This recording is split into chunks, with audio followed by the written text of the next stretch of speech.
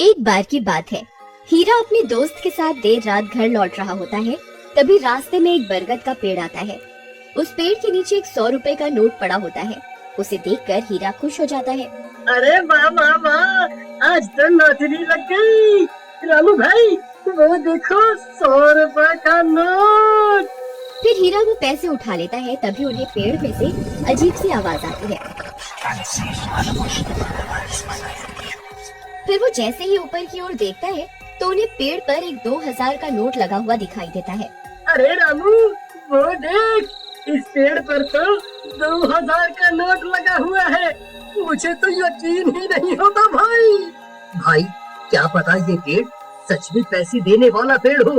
एक काम करो, तुम जल्दी से पेड़ चढ़ जाओ और वो नोट तोड़ कर ले आओ। फिर वो 2000 का नोट तोड़ने के लिए पेड़ पर चढ़ जाता है और कुछ ही देर में वो नोट तोड़ लेता है। रामू भाई ये नोट तो बिल्कुल असली है। अरे वाह वाह वाह, आज तो मजा ही आ गया। चलो भाई अब जल्दी से नीचे आ जाओ, कहीं कोई हमें नोट तोड़ते हुए ना देख ले। अब तो हम पार्टी करेंगे। अरे हीरा भाई कहाँ रह गए? जल्दी नीचे आओ, कोई हमें देख न ले। अरे हीरा भाई कहाँ रह गए? नीचे क्यों नहीं उतर रहे? कहीं तुम अकेले ही इन 2000 रुपयों को हजम तो नहीं करना चाहते भाई? तभी हीरा के चीखने की आवाज आती है। अरे क्या हुआ भाई, सब ठीक तो है? अरे यार क्या करूं, ये तो दिखाई भी नहीं दे रहा। अरे भाई तुम ठीक तो हो? क्या करूं क्या करूं? हाँ, मुझे ही ऊपर जाकर देखना होगा क्या माजरा क्या है। फिर रामू भी पेड़ पर चढ़ने लगता है। तभी पेड़ से किसी के गुर्राने की आवाज आती है। रामू वहीं रुक जाता है। आई मम्मी, ये कैसी आवाज है?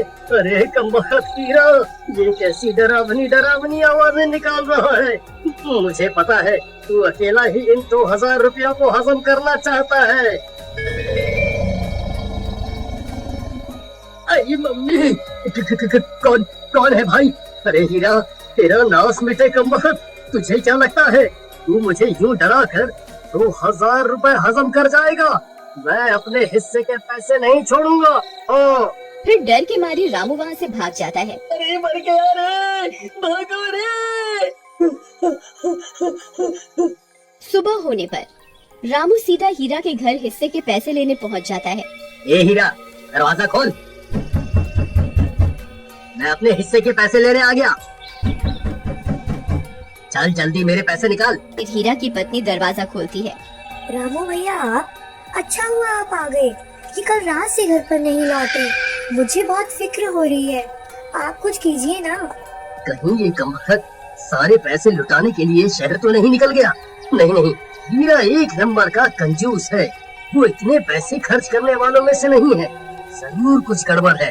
राधा बहन चलो मेरे साथ। फिर रामू राधा को अपने साथ लेकर उस बरगद के पेड़ के पास पहुँच जाता है। राधा बहन हम रात को इसी रास्ते से आ रहे थे, तब हमें इस पेड़ पर 2000 रुपए का नोट लगा हुआ दिखाई दिया।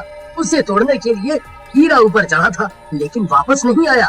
तभी कुछ गांव वाले भी वहां पहुंच जाते हैं। फिर रामू सबको पैसों की बात बताता है। अरे भाई हरिया, जरा पेड़ पर चढ़कर तो देख, हीरा भाई वहाँ है या नहीं? फिर हरिया पेड़ पर चढ़ जाता है और बहुत देर ढूंढने पर भी उसे हीरा का कोई नामो निशान नहीं मिलता। भाई यहाँ ऊपर कोई आदमी नहीं है। ये कैसे हो सकता है? हीरा तो नहीं उतरा। फिर हीरा गया तो गया कहाँ? कहीं वो चुड़ैल उसे खा तो नहीं गई जो रात को अजीब अजीब सी आवाजें निकाल रही थी? फिर सब गांव वाले वहाँ से चले जाते हैं और राधा रोने लगती है। जी आप कहाँ चले गए जी? अब मैं आपको कहाँ ढूंढूं? तुम रो नहीं बहन, हीरा जरूर मिल जाएगा। हम रात होने पर यहाँ दोबारा आएंगे।